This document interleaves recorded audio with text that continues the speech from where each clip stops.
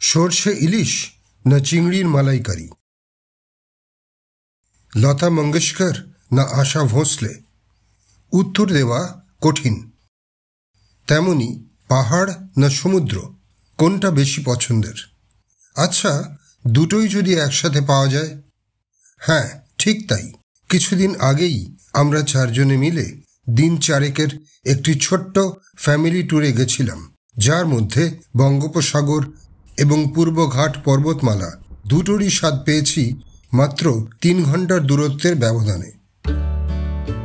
গোপালপুর এবং ওড়িশার একটি জনপ্রিয় হিল স্টেশন দারিংবাড়ি ভ্রমণে আমাদের বিশেষভাবে তৈরি করা ভ্রমণ আপনাকে গোপালপুরের শান্ত সৈকত, যেখানে সোনালী বালু রাশি বঙ্গোপসাগরের সাথে মিলিত হয়, সেখান থেকে দারিংবাড়ির কুয়াশামাখা পাহাড় এবং জলপ্রপাতে নিয়ে যাবে, যাকে প্রায়শই ভুল করে ওড়িশার কাশ্মীর বলা হয়।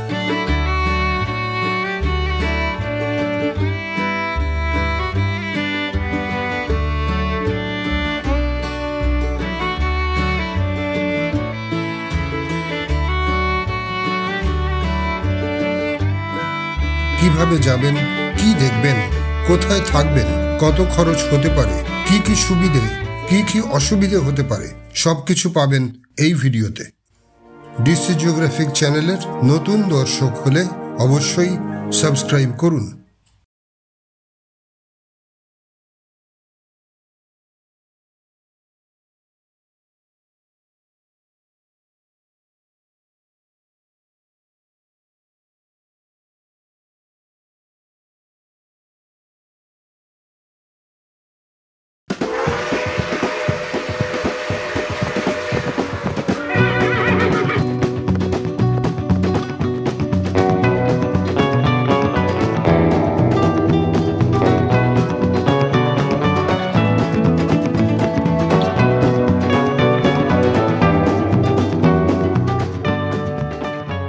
যেহেতু মাত্র দিন কয়েক আগেই এই ট্যুরের প্ল্যানিং করা হয়েছে, তাই যাওয়ার সময় স্লিপার ক্লাসই জুটেছে। গোপালপুর বা দারিংবাড়ির নিকটতম রেল স্টেশন ব্রহ্মপুর বা ব্যাম। ব্রহ্মপুর থেকে দারিংবাড়ি 3 ঘন্টার গাড়ির পথ, আর আমরা গোপালপুর যাব 40 মিনিট লাগবে। কলকাতা থেকে ভাইজাগ চেন্নাইগামী ট্রেন ব্রহ্মপুর দিয়ে যায়, তাই আইআরসিটিসি ওয়েবসাইটে গিয়ে ট্রেনের খোঁজ নিন। ভারতের ওড়িশায় অবস্থিত চিলিকা হ্রদ হল মোহনা বা এস্চুয়ারি প্রকৃতির বৃহত্তম লোনা জলের হ্রদ এবং পরিযায়ী পাখিদের জন্য একটি গুরুত্বপূর্ণ জলাভূমি। বঙ্গোপসাগরে প্রবাহিত দয়া নদীর মোহনা নামেও পরিচিত। চিলিকা হ্রদ পেরিয়ে কিছুটা এগিয়ে ট্রেন থামল ব্রহ্মপুর স্টেশনে। আমরা স্টেশনে নেমে গোপালপুরের উদ্দেশ্যে রওনা দেব।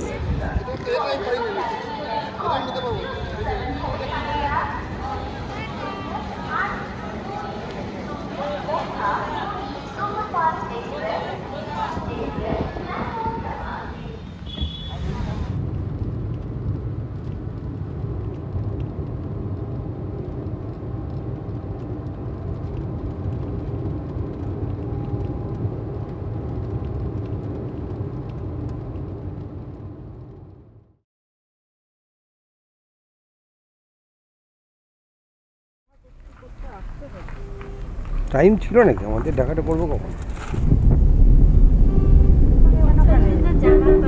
হ্যাঁ, ও খুব মানে একটা রুটিনে চলে। আমি সেটাই বলছি, আমি সারাক্ষণ পড়তেও বলছি না। ও ব্যাডমিন্টনটা খেলে, নিচে খেলে। I think everybody should come up as a conglomerate and do something drastic, very bad. Gopalpur থেকে দারিংবাড়ির দূরত্ব 133 কিলোমিটার এবং সোজা গেলে 3.5 ঘন্টা সময় লাগে। আমাদের হাতে দিন কম, তাই একটু ঘুরপথে কয়েকটা দ্রষ্টব্য স্থান দেখে দারিংবাড়ি পৌঁছব। সময় বেশি লাগবে।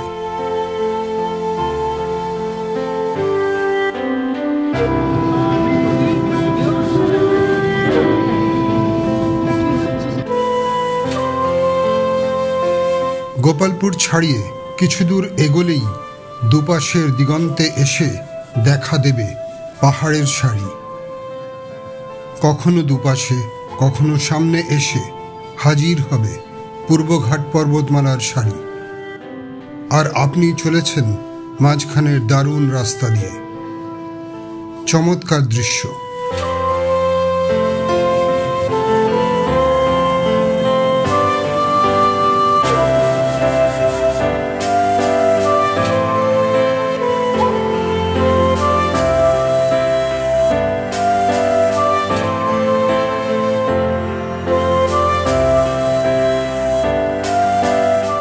দারিংবাড়ি যে পাহাড়ে অবস্থিত তা এই পূর্বঘাট পর্বতমালার বিভিন্ন অংশ। ওড়িশা রাজ্যের কন্ধমাল জেলার একটি জনপ্রিয় হিল স্টেশন এই দারিংবাড়ি। 915 মিটার উচ্চতায় অবস্থিত এবং ব্রিটিশ শাসন আমলে দারিং সাহেব নামে একজন ব্রিটিশ অফিসার এই স্থানের দায়িত্বে ছিলেন। সেই থেকে তাঁরই নামে এই স্থানটির নামকরণ করা হয়, যার অর্থ দারিং সাহেবের বাড়ি, অর্থাৎ দারিংবাড়ি।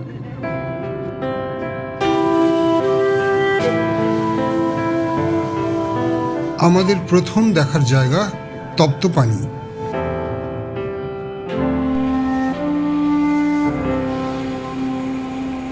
হট স্প্রিং বা উষ্ণ প্রস্রবণ গঠিত হয় যখন ভূগর্ভস্থ জল সাধারণত জিওথার্মাল অ্যাক্টিভিটির দ্বারা উত্তপ্ত হয়। বৃষ্টি বা তুষার মাটি এবং পাথরের ফাঁক দিয়ে প্রবেশ করে, গরম ম্যাগমা বা শিলার কাছে পৌঁছয়। এই উত্তপ্ত জল তারপর ফাটল এবং চিড় দিয়ে পৃষ্ঠে উঠে এসে একটি উষ্ণ প্রস্রবণ তৈরি করে। ওই যে এয়ার হচ্ছে বাবলসগুলো, হ্যাঁ। এই হট স্প্রিংয়ের জলে অনেক খনিজ পদার্থ থাকতে পারে। অনেকের ধারণা এই জলে স্নান করলে রোগ ব্যাধি সারে। পৃথিবীতে সবচেয়ে বেশি উষ্ণ প্রস্রবণের সংখ্যা জাপান এবং আমেরিকায়। পরের স্টপ ওড়িশার ছোট্ট টিবেট। 1959 সালে চীন তিব্বত আক্রমণ করার পর এই জায়গার নাম কি? চন্দ্রগিরি। ও চাঁদিপুর, চন্দ্রগিরি। আচ্ছা। ওড়িশার চন্দ্রগিরি এবং আশেপাশের কিছু এলাকা তিব্বতীদের স্থায়ী বসতির জন্য মনোনীত করা হয়েছিল। প্রথম দল তিব্বতী 1 মে 1963 সালে চন্দ্রগিরিতে আসে এবং আসার পর থেকে এই অঞ্চলে তারা কেবল তাদের ঘরই বানায়নি, বরং তাদের উদ্যোগ এবং আচরণের মাধ্যমে ওড়িশার এই অঞ্চলের মনোরম পূর্বঘাট পর্বতমালার শোভা বৃদ্ধি করেছে। তিব্বতীরা এই জায়গার নাম দিয়েছিল ফুন্থ সকলিং, যার অর্থ প্রাচুর্য এবং সুখের ভূমি। প্রধান আকর্ষণ জিরাঙ্গ গ্রামে স্থাপিত পদ্ম সম্ভব মঠ, যা জিরাং মনাস্টারি নামেই বেশি পরিচিত। এটি পূর্ব ভারতের বৃহত্তম মনাস্টারি। 2010 সালে তার পবিত্রতা দালাই লামা এই মঠের উদ্বোধন করেন। এটি ভারতের বিভিন্ন স্থান থেকে আসা উদীয়মান বৌদ্ধ সন্ন্যাসীদের জন্য একটি আবাসিক কলেজ বা রিট্রিট, যেখানে তারা পড়াশুনো করেন।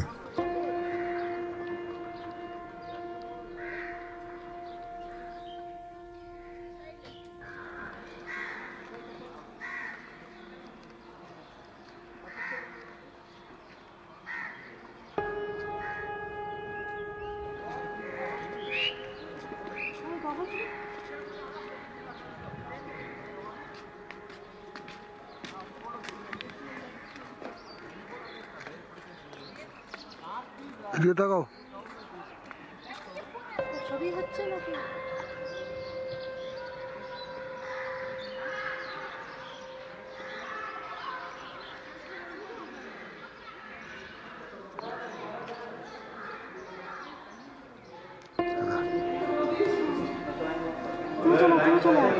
চলো চলো, এখানে ছায়া থাক।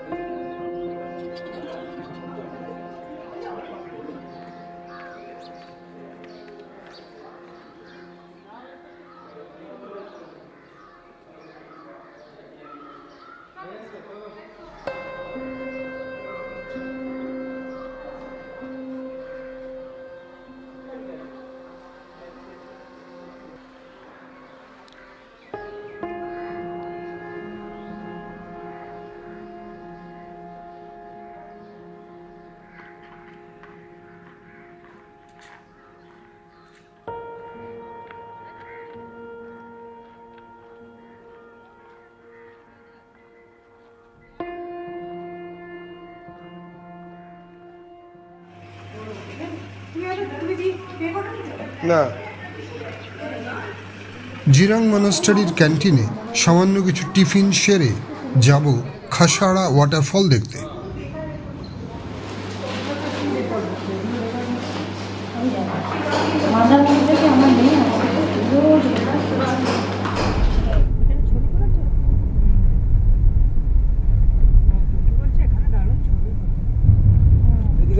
রেঞ্জগুলো দেখ, ওভারল্যাপিং রেঞ্জ কি সুন্দর, পুরো শ্যাডো, দুর্দান্ত জায়গাগুলো। গাড়ির ড্রাইভারের পরামর্শ মতো একটু উল্টো পথে গিয়ে একটা বেশ বড় হোটেলে লাঞ্চ সারলাম। এবার চলুন খাসাড়া।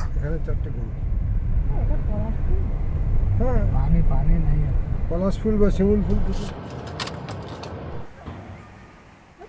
এই তো আমাদের লক গেটের থেকে বেশি জন নাকি?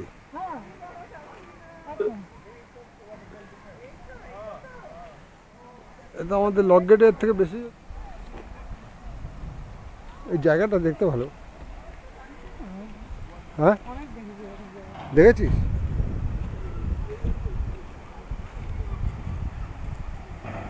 খাসাড়া জলপ্রপাত ওড়িশার গজপতি জেলায় অবস্থিত একটি মনোরম প্রাকৃতিক আকর্ষণ।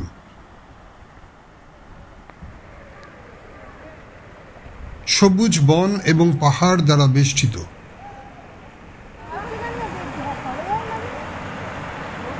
যা এটিকে প্রকৃতি প্রেমী অভিযাত্রীদের জন্য একটি আদর্শ গন্তব্য করে তোলে।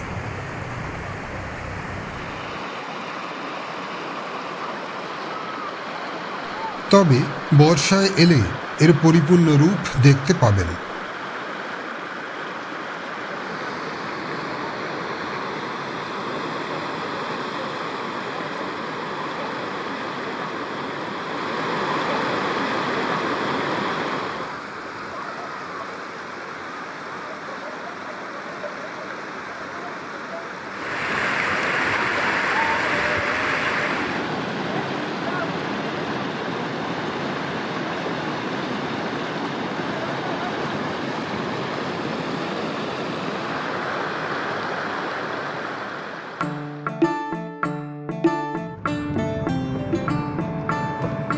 আমাদের পরের গন্তব্য মৃদুবন্দা।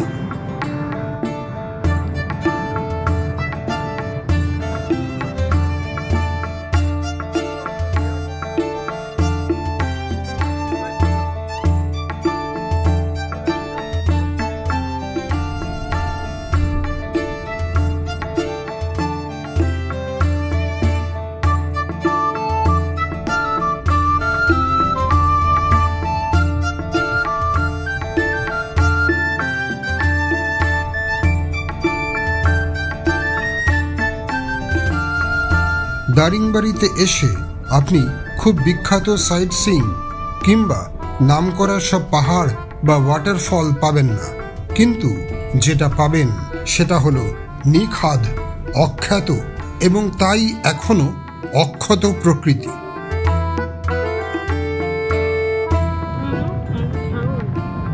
তুই ছাগল? আরে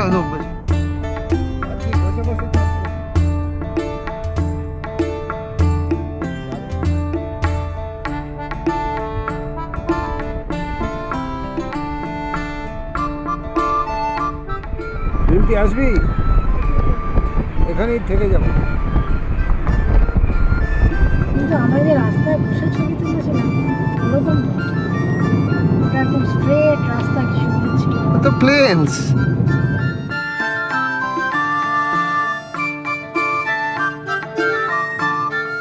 হ্যাঁ তখন গনগনে রোদ ছিল, কিন্তু টেলিপ্যাথির মতো বুঝে ফেললো না।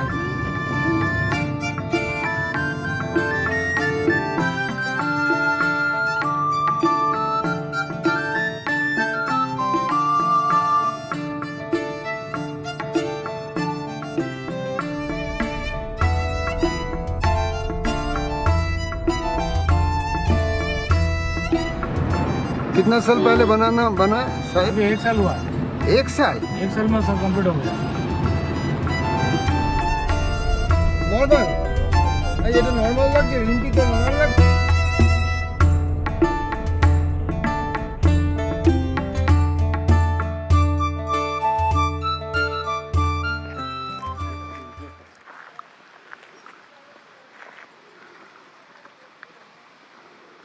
মৃদুবন্দে জলপ্রপাতটি দারিংবাড়ি থেকে 16 কিলোমিটার দূরত্বে।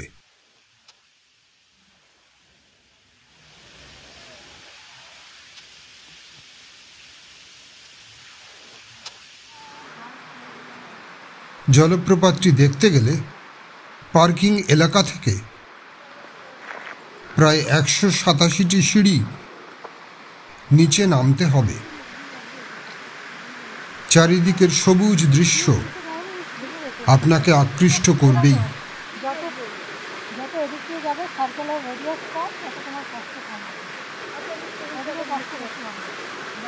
এই জলপ্রপাতটি দারিংবাড়ির প্রধান আকর্ষণ।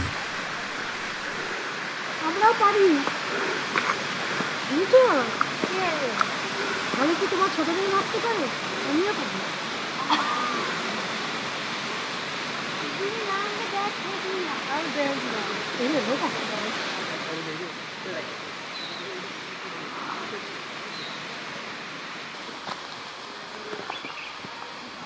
কত দূর? চলো চলো, এগিয়ে চলো, এগিয়ে চলো সবাই মিলে।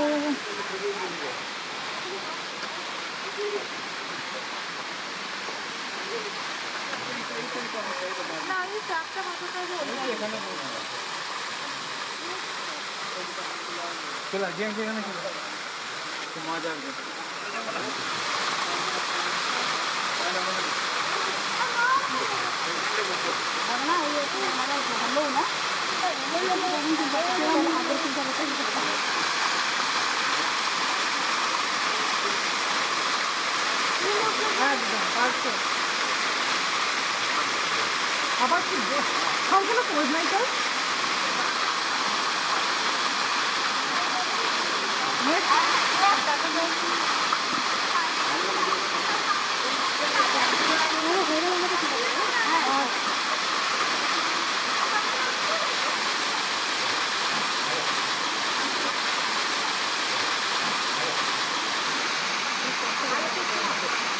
চলে আসছে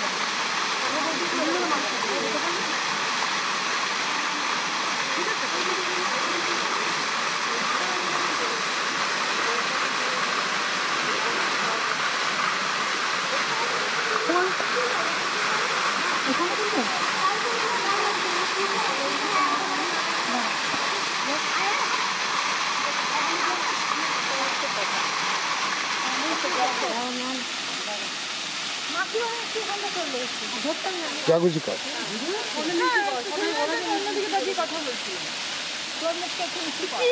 সিগন্যালের মতো এরকম 5 সেকেন্ড অন্তর হয়ে যাচ্ছে।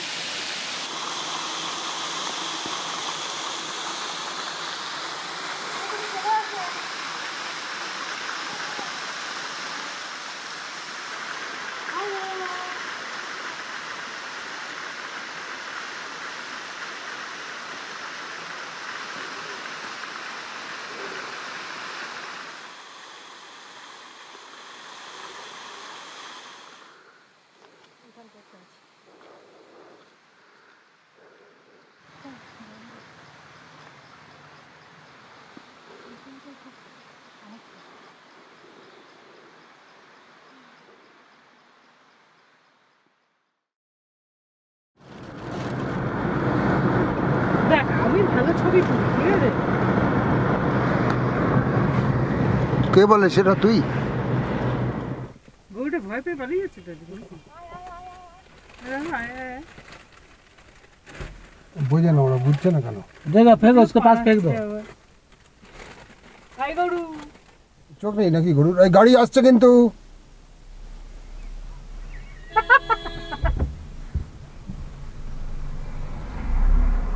रोड के ऊपर फेंक दो दीदी, बच्चे के पास मत जाओ, दूर से फेंक दो। মামা বাচ্চার কাছে যেও না। শোন মাম না, এগুলো অনেক আগে থেকে করেছে, फेंक दो उसको। বলতে হবে না। লোকে পাউরুটি দিয়ে মারছো কেন?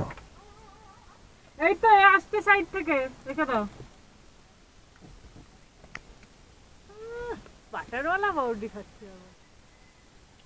কিছু উঠছে, গরুর পেছনটা উঠছে। যাই হোক, ইভেন্টটা অ্যাক্টিভিটি। হ্যাঁ, উলোবিড়িয়ে গরু নয় না। ওই জন্য ওই প্যাকেটটা দিয়ে দাও, ওটা খেয়ে নেবে। ল্যামিনেট অ্যালুমিনিয়ামটা খেয়ে নেবে। ক্যান্ডিডেট মহিলাগুলো দেখতে দেখতে যায়। কালকে যেখানেই যাবো একটু হোটেল তাড়াতাড়ি ফিরবো কিন্তু তাড়াতাড়ি ফেলে দেবো কাল। সুইমিং করবো আজকে আইরন মোট কথা আমি সুইমিং করতে পারবো না, ঠিক আছে ধরে রাখো। দেখো তোমরা কখন টাইম পেয়ে যাবে তোমাদের, তোমাদের মতো মানে ঘোরার এটা ট্যুর নয়, এটা একটা আলাদাই স্ট্রেস ইনডিউসিং থিং। সেভাবে করতে হবে। আমরা এরকম কিছু করার নেই। রিসোর্টে যাওয়ার পথে পড়ল সাইলেন্ট ভ্যালি। দাদা হ্যাঁ पूरा साइलेंट वॉली बोलते हैं वैली। আচ্ছা নেমে করবে और तो ये हाइट था।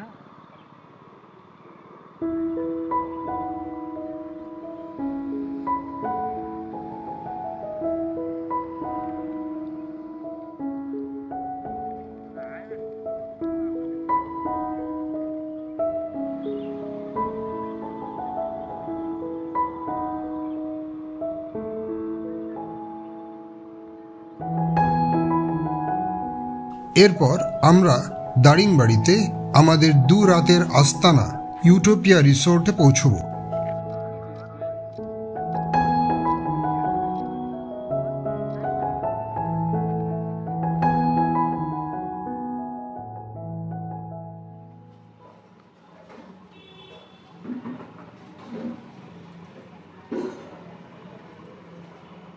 ইউটোপিয়া রিসোর্টে আমাদের ঘরের জানলা থেকেই দূরের পাহাড়ের সারি দেখতে পেলাম।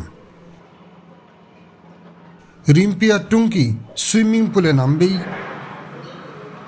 তাই আজ বেরোবো একটু দেরি করে।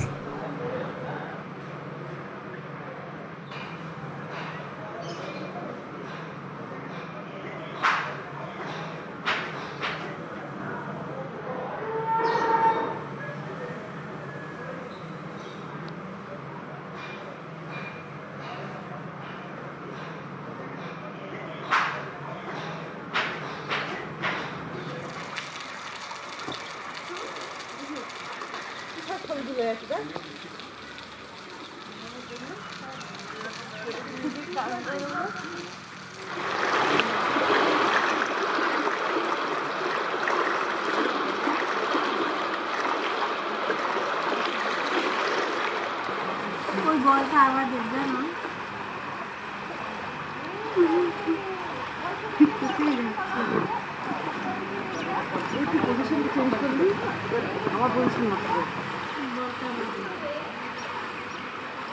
ওকে ঠেলে দে ঠেলে দে।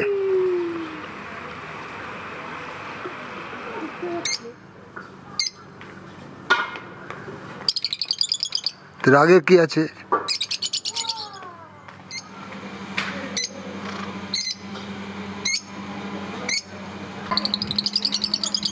তোর আগে কি আছে? রিসোর্টে চমৎকার বুফে ব্রেকফাস্ট খেয়ে আমরা বেরোলাম পাতাবান্দা জলপ্রপাত দেখতে।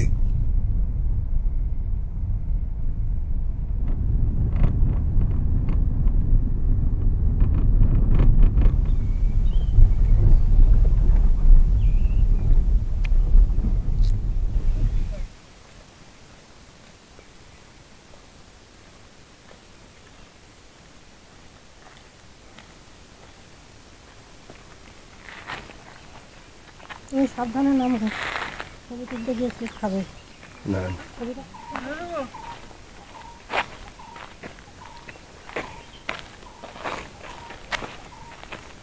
অবাক হয়ে দেখছেন গরুটা। আর পাউরুটি নেই তোদের জন্য।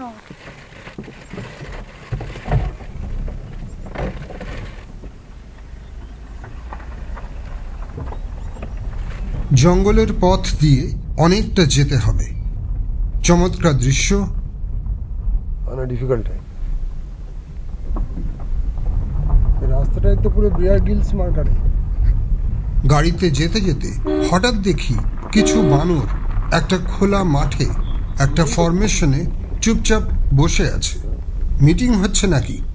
পরে ইন্টারনেট ঘেঁটে জানলাম কিছু এপ তাদের দলের কেউ মারা গেলে অনেক সময় শোক সভা পালন করে, সেই রকমই হয়তো কিছু।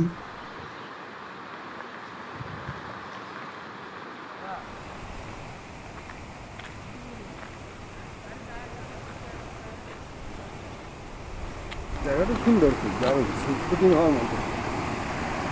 ওটা ওর থেকে আমার হিসু ওর থেকে জোরে পড়ে। এছাড়া তো আমার হিসু জোরে পড়ে না।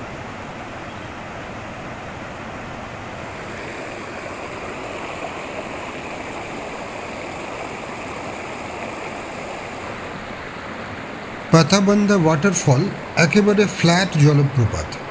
এই গরমে জলও খুব কম, কিন্তু ড্রেনেজ এরিয়াটা বিরাট। অতি চমৎকার দৃশ্য।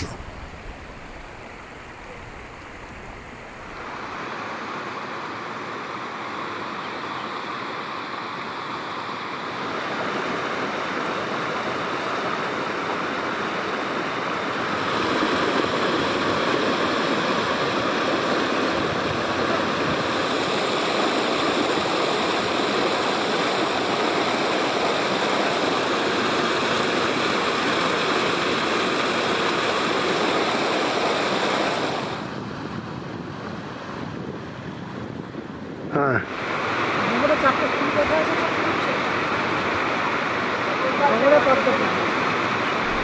এখন কেন পরে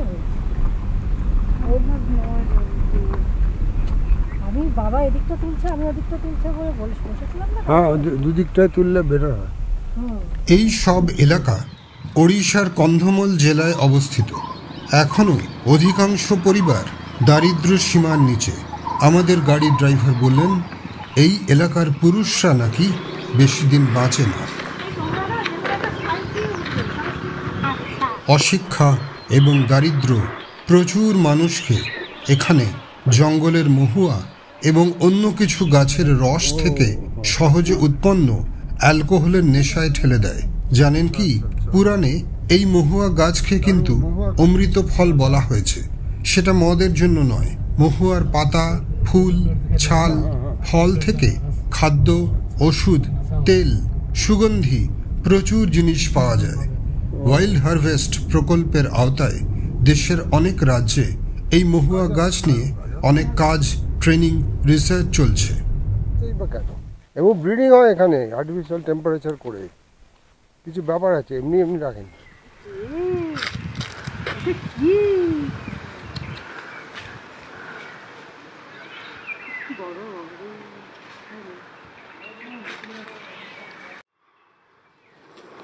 তোদের একজনের নাম ইমানুয়েল, অন্য জায়গায় থাকে বেশি।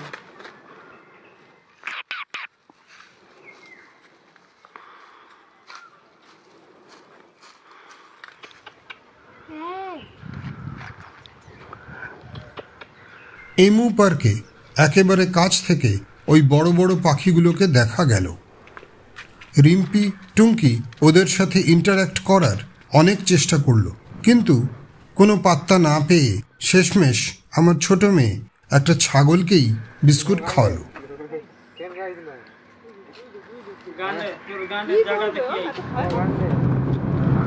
আমি একটা এমুকে চিনি যার নাম ইমানুয়েল, যে পর্যন্ত দুষ্টুমি করে।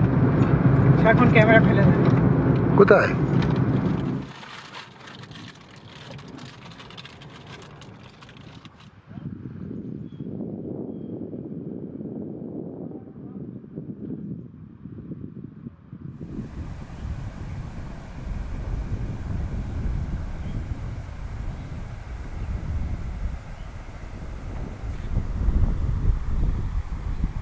Lovers point.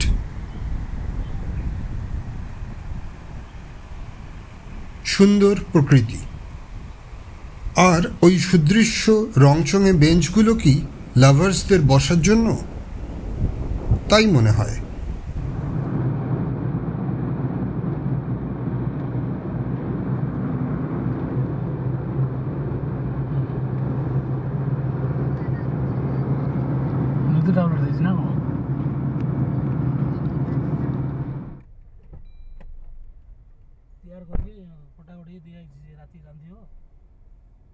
কত কিছু দেখার জিনিস আছে।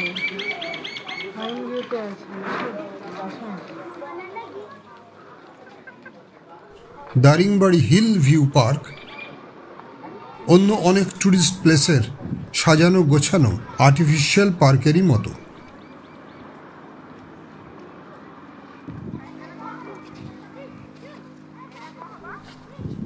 উল্টো দিকে বাটারফ্লাই নেচার পার্ক। আমরা যাইনি।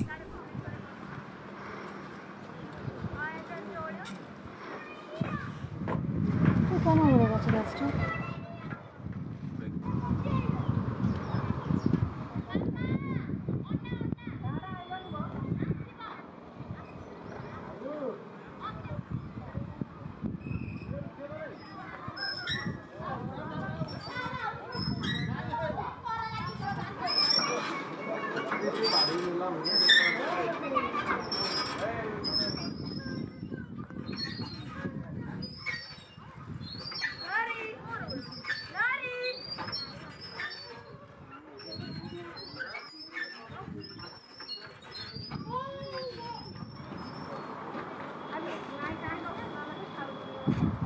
ওদিকটা গেছে, ঠিক আছে বলবে।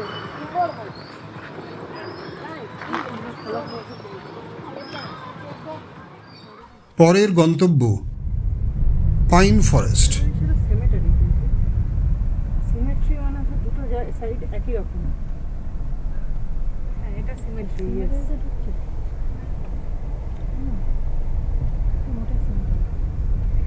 এটা সিমেট্রি। হ্যাঁ,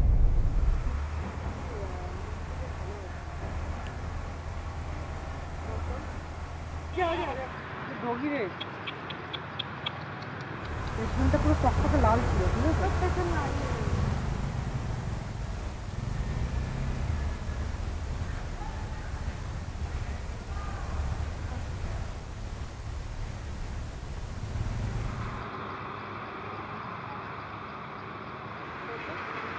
.5 তুলবো তো?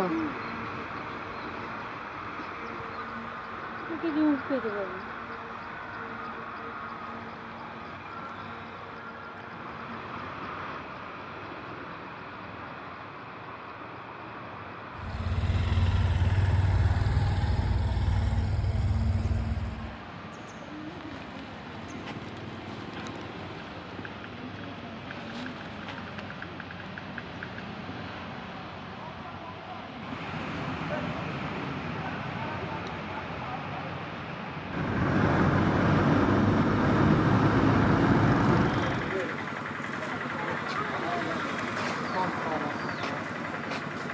এখানে দাঁড়িয়ে থেকে আনার করে দেবে। Good boy, good what ever.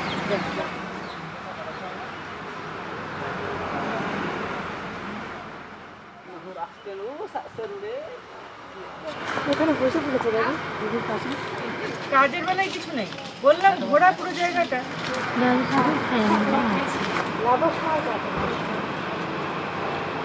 কি হয়েছে? এত ভালো মাছ। যে দু ধরনের কফি সারা পৃথিবীতে জনপ্রিয়, আরাবিকা এবং রোবাস্টা, তার মধ্যে এই দারিংবাড়ি কফি প্ল্যান্টেশনে আরাবিকা কফি গাছের চাষ হয়। গরমে সাদা ফুল ফোটে, কিছুদিনের মধ্যে সবুজ ফল হয়, সেগুলো আরও পরে পেকে টকটকে লাল কফি চেরি হলে অক্টোবর থেকে ফেব্রুয়ারির মধ্যে হ্যান্ডপিক করা হয়। তার মধ্যে 2টি করে বিন থাকে, সেগুলো শুকিয়ে ক্রাশ করে তৈরি হয় আমার আপনার প্রিয় আরাবিকা কফি। রোবাস্টা কফি খুব কড়া, ক্যাফিন অনেক বেশি, ফ্লেভার এবং দাম দুটোই কম, বিদেশে বেশি চলে। আরাবিকা কফি বেশি ফ্লেভার্ড, সুস্বাদু, দামও বেশি। ভারতে বেশিরভাগ এই আরাবিকা কফির চাষই হয়। জানেন কি, ইথিওপিয়ার আরাবিকা কফি অনেকের মতে সেরা। এখানে বাথরুম আছে কিনা জিজ্ঞেস কর। আমাদের শেষ দ্রষ্টব্য সানসেট পয়েন্ট থেকে সূর্যাস্ত দেখা।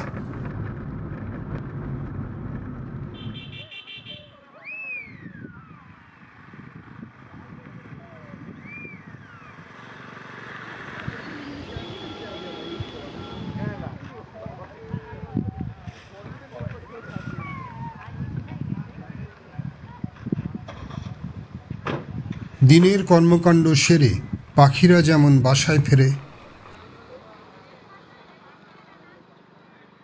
আমাদেরও ভ্রমণ শেষ করে এবার ঘরে ফেরার পালা।